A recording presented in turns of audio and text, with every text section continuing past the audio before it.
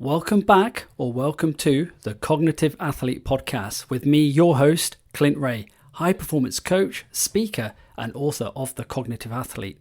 In the last episode, we talked about rhythm, why sprinting the marathon doesn't work, and how performance comes from deliberate cycles of effort and recovery. Today, we're diving into the biggest modern performance trap: shallow work versus deep work.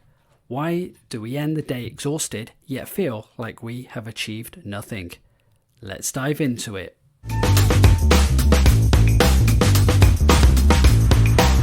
Pull up a sandbag and let me tell you a story. I once ran a productivity workshop in Canberra, and guess what? I turned up late. Go figure. More on that story in a future episode. But that day still makes me smile. I was running a session on time blocking, something that I'd done for years. And I later realized that what I was really teaching was what author Cal Newport calls deep work. After reading his book and following his research, I doubled down on that concept. Deep work is the ability to focus without distraction on cognitively demanding tasks. Cal Newport's work shows that people who cultivate this skill produce higher quality results in less time, while chronic multitaskers, they spread their focus so thin they never reach their true potential. When I worked in corporate, I used to block time in my calendar for focus work, and it was usually around 3:30 in the afternoon, which was my peak window. That's when I created workshops, I built resources, and I came up with new ideas. That was my zone of genius between 3 and 5. My manager once asked, "Why can't I book a meeting with you at 3:30? And I told him, because that's when I'm doing the deep work that keeps this business moving forwards. That simple habit of protecting my focus really changed everything. Here's why this concept matters so much.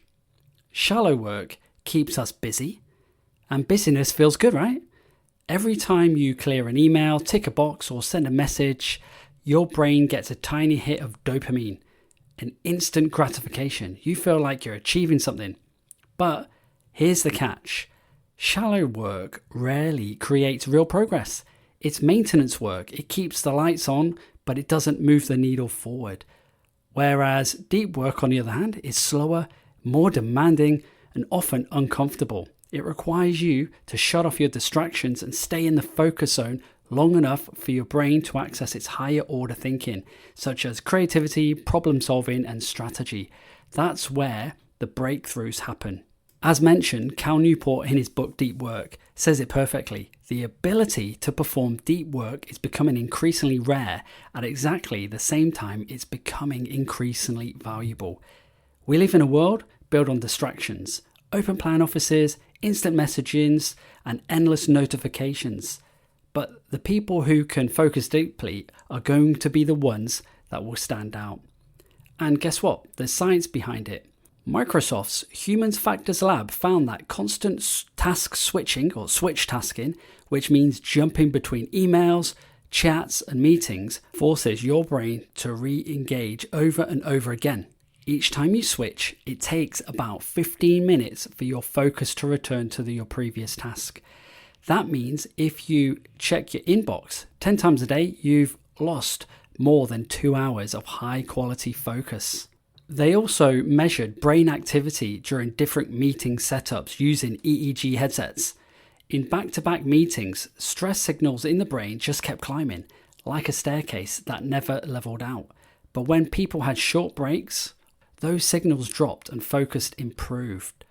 That's what's happening on a cognitive level. When you're constantly shifting your attention, your prefrontal cortex, the part of your brain responsible for planning and decision making, overheats. Your working memory gets clogged, your creativity drops, and your ability to think strategically disappears. So it's not that people are lazy or unmotivated, it's that their work environment and often their own habits are hijacking their focus. When I run leadership sessions and ask people to map out their week, around about 70 to 80% of it for people is only shallow work. Only a small slice, maybe an hour or two a day, is spent in deep focus thinking. And yet, That's where their best ideas, solutions, and strategies come from.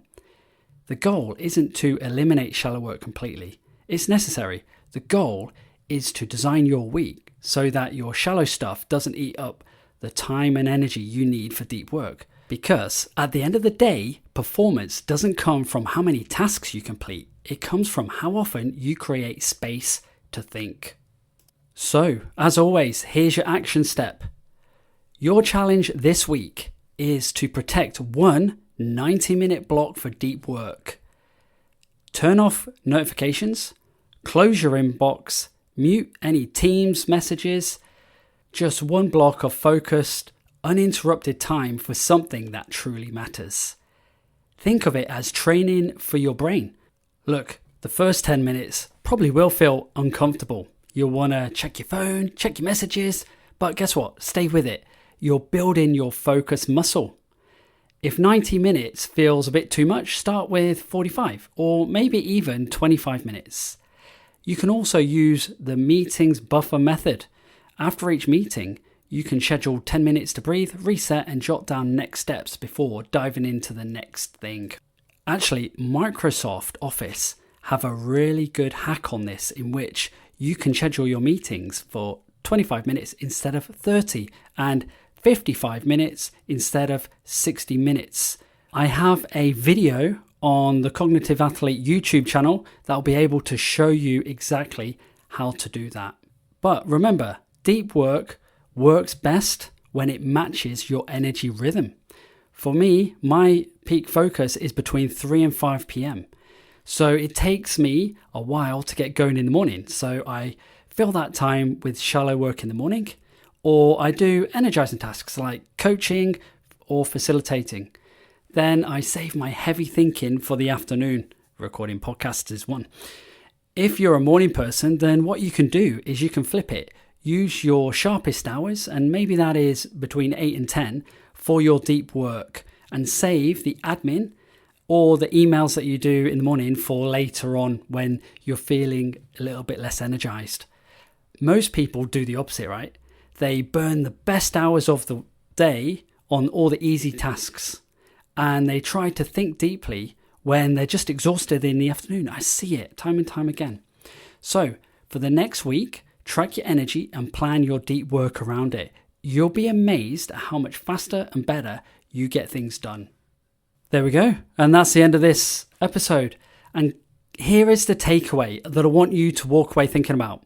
Shallow work keeps you busy, but deep work moves you forward. In a world full of noise, focus is your competitive advantage. In the next episode, we'll explore the micro recovery, how short intentional breaks can recharge your brain and keep your performance consistent throughout the day.